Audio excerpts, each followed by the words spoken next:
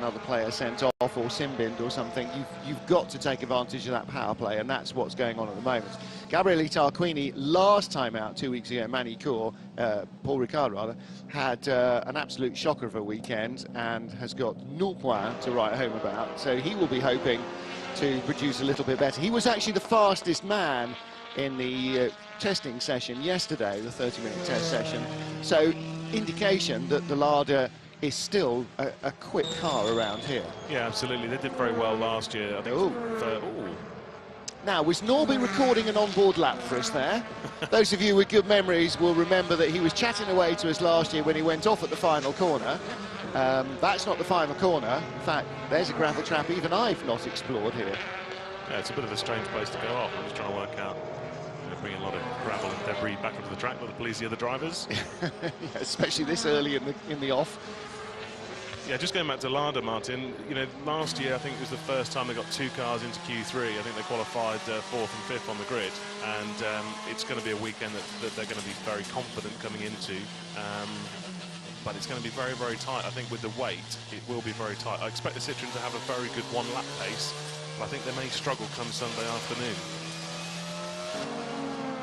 Well, Ted Björk, as you can see on board at the moment, fastest lap coming up. Fredrik Ekblom in the other Volvo, also going very quickly at the moment. Well, let's hear what Norby had to say for himself there. There is no damage to the car. Feeling is okay, but I went through the gravel, so please check the door. Well, there you go.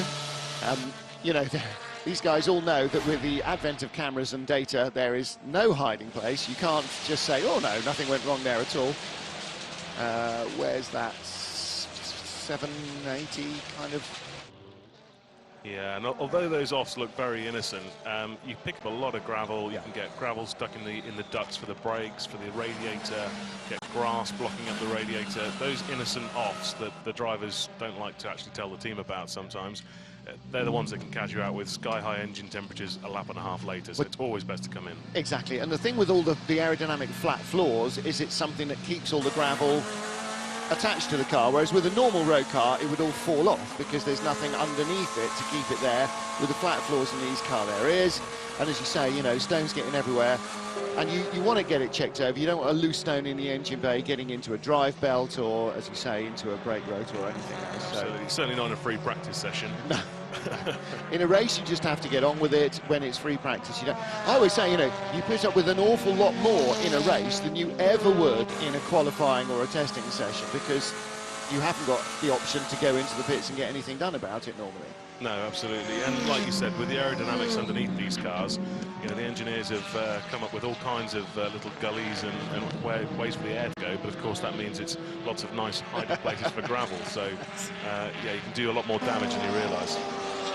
Fredrik Ekblom and Ted Björk, first and second for Volvo at the moment. Nicky Katzberg third for Lada. Rob Huff fourth, ahead of Thiago Monteiro in their Hondas, and Hugo Valente in sixth position in his Lada. Have the Citroëns gone out on track? Yes, of course they have. You can see Pachito Lopez in 7th place. He is the fastest of the Citroëns at the moment. Tom Chilton, second fastest Citroën. He's in 8th, ahead of Ivan Muller, the other red and black factory Citroën, which has just moved down. Who just moved up? Montero. Yeah, Montero's popped into 5th place. So we've got, James Thompson, 9th place between Lopez and Chilton. So how many? That's his 3rd lap, Tomo, in the car this morning. I mean, the RML built Chevrolet is a fantastically adaptable and manageable race car, but you know, when you've got just almost endless adjustment, it's very easy to head off down some avenue when you need a couple of testing days just to get a feel for what the car does. And then you can start to try and tailor it to yourself. At the moment, James is just going to have to get on with what the car does. Absolutely, and also in a race weekend, you become quite risk-averse because a lot of the changes that you want to make and you feel is the right direction, you know that if you've gone the wrong way, you've cost yourself an entire session. You know, for example, a diff change or something that's quite serious. you've then gone the wrong direction. So you become very risk averse. In a test away from a race weekend, you can make all those plays. When you're in a race weekend, you have to manage each session, and you've got to keep going forward, and therefore you become quite risk averse. It's going to be very difficult for James this weekend, having not tested the car, just jumping in. It's very, very difficult to get the car to your liking in such short track time. Yeah, time is definitely your main ally at a race weekend, rather than necessarily the ultimate setup. I mean, you know, the other thing about it is that, having never driven the car before, he's not quite sure what the ultimate setup feels like. He's got a pretty decent idea of what he wants in a good front-wheel drive touring car, but whether you can achieve that or not remains to be seen. He is, however, the fastest of the Chevrolets. Next quickest would be John Philippi in 14th place. And where has Tom Coronel gone? No, Tom has just gone up to 9th place. In fact, Coronel is quicker. It's still Ekblom, Björk, Katzberg, Tarquini and Huff. And then Montero, Valente. So Lopez is still the best of the Citroens in 8th position.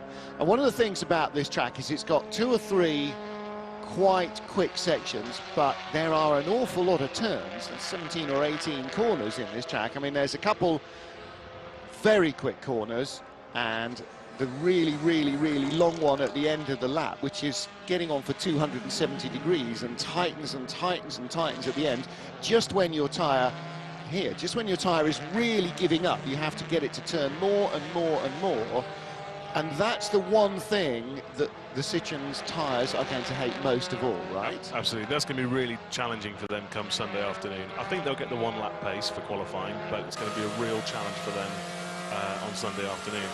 The other thing I think is that this circuit has so many long constant radius corners. It really rewards what I would call the old school drivers, the drivers who've been in front wheel drive cars for a long time, and that's people like Ivan Muller, Gabriele Tarquini.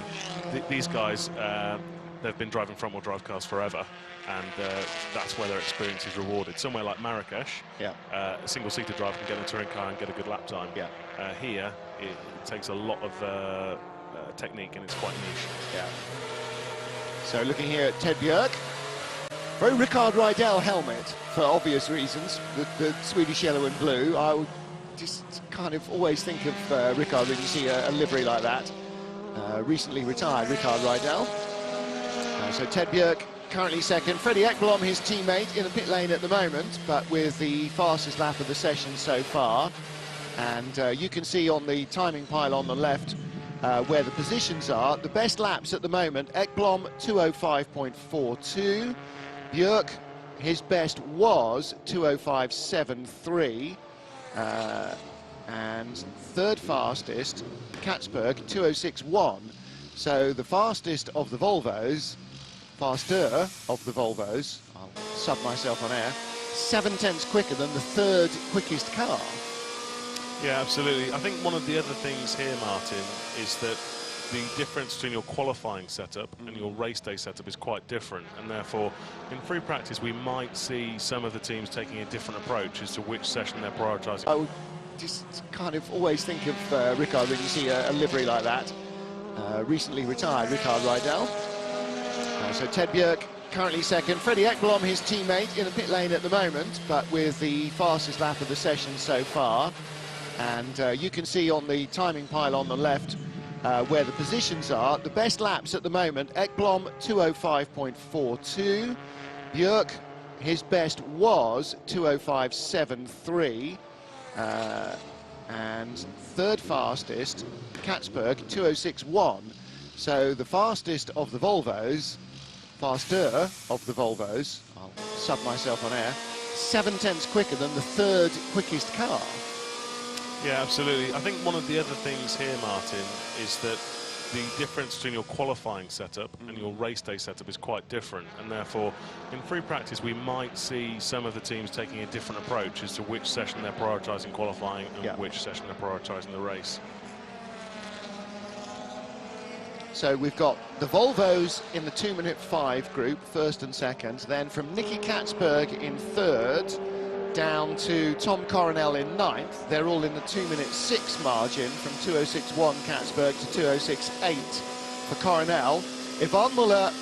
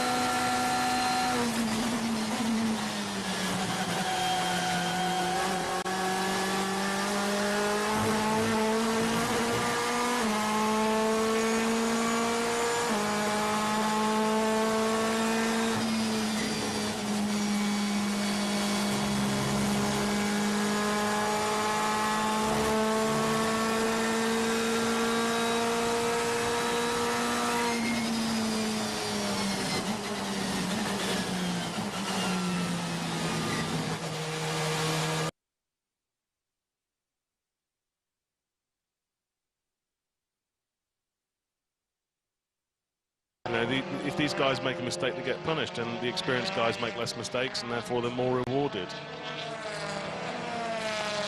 So, lap number 5 for Hugo Vallant has been disallowed, so he was clearly doing something, I suppose, exceeding track limits somewhere or other. But as you say, there's not too many places you want to do that without recourse to a recovery tractor. There's Hugo, and currently 8th fastest. With the changes to the way that the qualifying rules are applied, we could see quite an interesting dynamic this season. We didn't really see too much of it in Paul Ricard because the weather wasn't great leading up to qualifying and people still had a little bit of work to do, but also nobody was quite sure how the new dynamic would work. Essentially, up until now, if you're the fastest man in qualifying, you started the first race at the front. So the top 10 after qualifying would set the top 10 places on the grid, and all the other places would be set in the earlier bits of qualifying. In a change this year, the way it works is, instead of race 2 having the top 10 reversed, so 10th place is on pole, that now happens in the first race of the weekend. In the opening race, the man who qualifies 10th will start on pole, and the man with the fastest lap of all at the end of Q3 will be in 10th place. And that means that if you qualify on pole and get your 5 points, or in the top 2 or 3 spots, you've got a few points, but you have to wait until race 2 to really be able to capitalise. It used to be start at the front, drive off, get a hatful of points, great, bingo, good weekend already. Anything else you get in race 2, it's a bonus. If you get in a bit of a tangle and it doesn't quite happen, okay, that's unfortunate, but you've at least had a good weekend already. This way round, the expected championship front runners, the guys with the absolute fastest qualifying laps, are going to have to work harder in race 1 to get points and keep the car in one piece. And the guys who are less likely to be able to be at the really sharp end in qualifying are probably going to focus even more on trying to be around that 9-10 margin and not in the 11-12 margin where you don't get any reverse grid bonus. So we could see 10 cars trying to be 10th and only 3 or 4 trying to be first.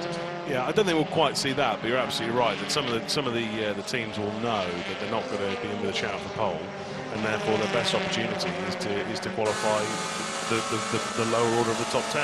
I think it's really exciting though, because it means that the pole guy has to wait for his dessert, if you know what I mean. He's now got to really look after his car in race 1, because, you know, worst case scenario, it gets tangled up at the first corner in race 1, damages car to the point that it can't be repaired for race 2, and it's all wasted. Yeah. And I think that it'll keep the championship very interesting, because the guys at the sharp end can lose a lot of points very quickly. Definitely right. Definitely right. And you know, again, you say, well, it's not really fair, you know, we've got the quickest car, we've got the quickest guy, why do you have to... Well, if he's that quick, get on with it, you know, it's racing. It's not just called winning. Sat in the TV chair now, I think it's fantastic. Yeah. If I was the team principal down there, I'd be thinking, my team's done the best weekend, the job possible. I've qualified on pole, and then it's all over the first corner for both races. But I agree. But from the viewer's point of view, it's fantastic. It's really good. But also, there's not a racing driver or a racing engineer who's not a racing fan, a fan of motor racing. And some of the greatest motor races have been because something has really jumbled up the status quo. You know, Schumacher stalls his Ferrari on the grid in Japan, sent to the back, one of the great drives, you know, and it gets wet in qualifying, and the grid is all over the shop. Always going to be a good race. And we all love an underdog. And we all love an underdog, and we all like to follow a story of somebody. You know, half the films, every film ever made, it's about human perseverance in some way or another, isn't it? That's what life is. Life is a struggle, and sport is a struggle as well. Sport is a struggle to be the best, and even when you are the best, there's no guarantee you're always the best, and that's the whole joy of it. And that's why the regulations evolve every now and again, just to try and spice it up, because the teams, the drivers, they're all very good at circumnavigating what the rules are designed to do, and every now and again they have to spice it up. I think it's a really, really good thing for this season. I think it's a very, very good addition. I think so. It's certainly, I mean, all the new additions this year really, really worked in Paul Ricard, and hopefully that will be the same job here. James Thompson looks like he's fighting a bit of understeer there. Looks like he can't get the front of the car to do exactly what he wants at the moment. So then, as an engineer, are you looking at what the front is doing or looking at what the back is doing, or do you have to look at the whole package? It's generally car balance, and you know, sometimes you'll actually take grip away from one end of the car almost to get that balance. You know, motorsport's always about the balance of the car, the compromise of the car to get the fastest lap time possible. And it just looks like James got a bit too much push in the car there. The car wants to run on going into the corner. He's struggling to get the car turned in. And every time you do that, you're constantly waiting to get through the corner. It's very, very frustrating. Yeah. And I think that's what he'll be looking for now, is a bit more front end grip. Looking at Tom Coronel, who is in 10th place. Jimmy T down to 13th spot as Ivan Muller has crept in front of him. Won't like that very much. No. Teammates for many years back in the UK, and so there's always that. Friendly teammates, but there's always that little bit of right. You perhaps judge yourself more against somebody you know really well than against somebody you don't know quite so well. So he'll, particularly against Ivan, who he knows he can beat in equal machinery. I mean, I hear the stories of when they were teammates in WTCC, and Ivan was, let's say, a bit more weighty then than he is now, and he was under orders from the team to lose weight, and James Thompson spent his entire weekend trying to put muffins and cakes and sausages in front of Ivan, but that's all the good-natured joshing between teammates. Exactly, but, exactly. A little bit of very innocent gamesmanship. Exactly right. Ivan is still very susceptible to a pastry. He is indeed. He really is. He's not carrying much success ballast. Having a young wife definitely makes a difference in that department. We can't stop getting old, but we can stop getting old and fat. There's definitely, you know, and when you have to, and it's sort of hard to explain to people how physical. It's only driving a car. If you passed your test, you can do this. You can drive these cars. You can't drive them this fast. God knows you can't. But you can do this mechanically. Right, it's got a sequential shifter, which you'll get used to, but mechanically, your granny could drive this car. I think it's also very much there, but I'll try to do a lap off because this is what we have for qualifying, then I need to practice, try to do a lap. So Rob clearly speaking to us from the terrapin tank at his hotel there. And the microphone's a little close to his mouth inside the helmet. Was he saying, if this is what we've got for qualifying, I think we're all right, or I think we're in trouble? I couldn't quite make it out. Didn't get it either, but let me just explain that kind of radio communication is exactly what the team will be getting. Yeah. The amount of times that you actually struggle to hear what the driver's trying to say on the radio, and Rob's actually quite relaxed on the radio, so he's even more sort of difficult to make out sometimes. And which is why when you listen to, especially when you listen to Formula One radio communications, you hear things that you wouldn't hear normal people saying. Box, or box this lap, because you use a specific sound rather than, I say, oh boy, do you fancy popping into the pits? Yeah. You know, fairly use a specific short sound that even if it's basically crackle and all you hear the driver say is box, everybody scrambles like mad things, because it's, you know, you can mishear other words. You're unlikely to mishear. I can't think of another word you're likely to hear a driver say that sounds like box. Oh, I've just hit a fox at the Nürburgring, but other than that, you know, you're clear. I think the other thing with radio communication as well, like really obvious things, don't use a double negative. Yeah. If you say the car's not too bad, all you might hear on the radio is the car is bad. So it's real simple stuff like that, but you'll be amazed at some of the stuff we've miscommunicated over the years, and let me assure you. Frederick Ekblom, Chet Björk still fastest in their Volvos. A Volvo S60, brand new car in the championship this year. Polestar Cyan Racing, a kind of slightly new team. However, the Polestar guys were with us 3 or 4 years ago with their C30 at a handful of races. Nicky Katzberg third for Volvo, Gabriele Tarquini fourth for Volvo. There is the third Volvo, Ugo Valenti in 8th place. I love watching Hugo. He really, really is an exciting driver to watch. Very physical, isn't he? Very much so. Really hustles the car, which isn't always the best, but I find him one of the most exciting drivers to watch. And the thing is, you know, it might not be the best way, but it's the only way he knows. It's how he drives these cars. And again, you know, talking about trying to explain to fans how physical the cars are to drive is very hard, and trying to explain how somebody has a different driving style is very hard, because in a road car, almost nobody has a different driving style. You just drive a road car. This is very different. Yeah, very different. And you know, going back to the physicality of driving these cars, you know, sometimes these drivers are pulling a couple of G, which, you know, effectively means that you're weighing double. So, you know, if you imagine dancing on and off the pedals, imagine just doing a very, very soft jog on the spot, but weighing 2 times your actual body weight. Yeah. Then put a load of fireproof overalls on, then sit in a cabin temperature of like 50 degrees at some circuits, and then yeah, lift water bottles up and down and do that for an hour. You'll be pretty tired by the end of it. I think the thing that you know, if you have an emergency stop on the road and you've got the ABS pulsing away and everything shooting off the parcel shelf and coming past your ears, you're pulling sort of about 0.5, maybe 0.6 G. These things under braking will approach 2G, a Formula 1 car close to 5G, so 10 times the severity of an emergency stop in a road car. Formula 1 car will come from 180 miles an hour to a standstill in something around 75 metres, so less than the length of a motorway slip road. And most of that is increased in Formula 1 by the downforce. Yes. So it's not just the braking capability of the physical brakes, but even these cars have a lot of downforce compared to your road car. If you sat in one of these compared straight out of a road car with no prior experience and they drove you around here for 1 lap, you would be convinced as you went down to the first corner, long after you thought it was safe to brake, that they were actually just going to have a monumental crash. Yeah, these guys will be taking another gear when you want to hit the brakes. Yeah. I can assure you of and that. Then another gear, and then when you have closed your eyes and crossed yourself a couple of times, suddenly the thing will hit a brick wall, and then it'll turn into the corner, and it is quite the most disorientating thing. And it's really hard to express how much what they're doing driving is not what we do driving on the road. No, absolutely not. Just watching Frederick Ekblom there, he's really, really focused this season. And, you just feel like he's been a bit of a journeyman in his career, and he's just taking this opportunity with both hands. He's really fired up. He does seem to be really, really on the pace so far.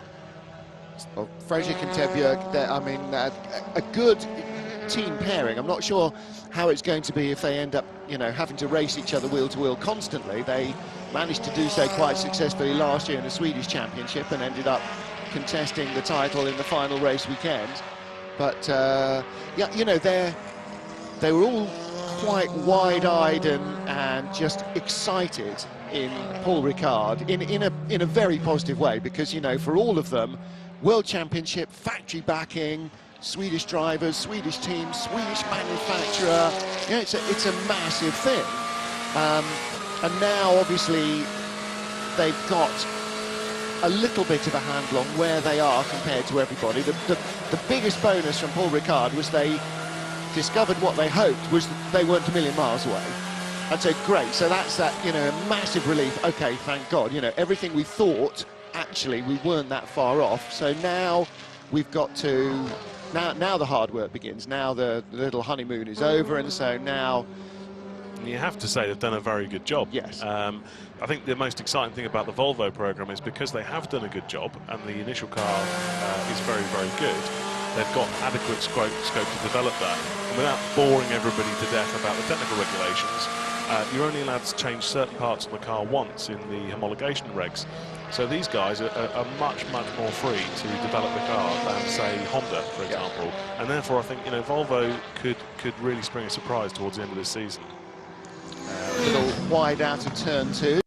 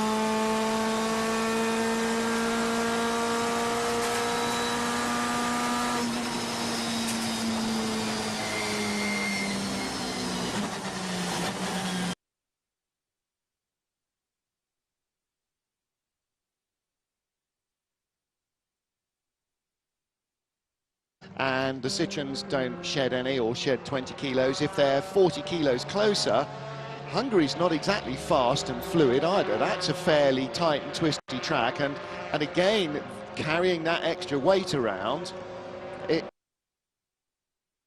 it's going to hurt you. You know, the same deal. If you're running along and carrying a heavy backpack, it's easier once you've got going to keep running in a straight line or gradual corners. If you're having to zigzag around things, you can imagine that extra weight takes more energy out of you to keep making those turns, and that's exactly the same with a race car. The other thing is that you know, these teams aren't stupid. They try and play the game with the weight regulation. And I was talking to some of the guys in the engineering department at Honda yesterday, and you know, they didn't really know the pace of the race in Paul Ricard, and they knew a win was on, so they just went for it. Yeah. But in reality, they probably didn't need to lap as fast as they did to get the results that they did. Yeah. And that means that for Budapest next weekend, the likelihood is, depending on what happens this weekend, they're going to get a lot of weight added. And I'm talking like they're probably going to be second and a half off what they could do. Which, you know, we spoke at the beginning about when somebody's tied Citroen shoelaces together, you've got to capitalise on it. But again, you, as you say, you don't want to win by too much. No, and that is a game that everybody plays, and in the races you'll see that a lot of the drivers are almost driving to a lap time once the race is sort of squared out. But it's not going to be good for this guy. You know, his home race next weekend, There's so much weight in the car. But then again, like our Nige, he always does find something special when he goes to Hungary. You know, there's so much. I mean, when we went there the first time, nobody could quite believe the intensity of it. Drivers are coming. Remember Ivan coming in and Alamin.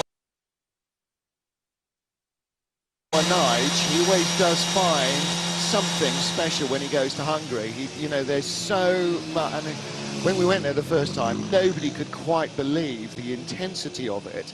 Drivers are coming. Remember Ivan coming in and Alamin. Nige, he always does find something special when he goes to Hungary. You know, there's so much. I mean, when we went there the first time, nobody could quite believe the intensity of it. Drivers are coming. Remember Ivan coming in and Alamin. Nige, he always does find something special when he goes to Hungary. You know, there's so much. I mean, when we went there the first time, nobody could quite believe the intensity of it. Drivers are coming. Remember Ivan coming.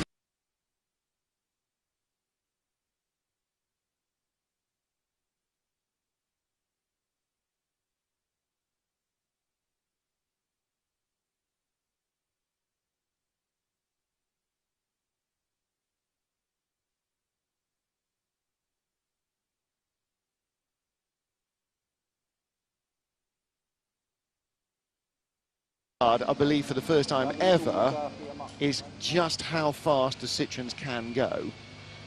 I don't think they will have in any way been sandbagging, much as the team might have liked them to sort of rein themselves in a little bit and just play the game. For Muller and Lopez, getting points, it would have been the important thing.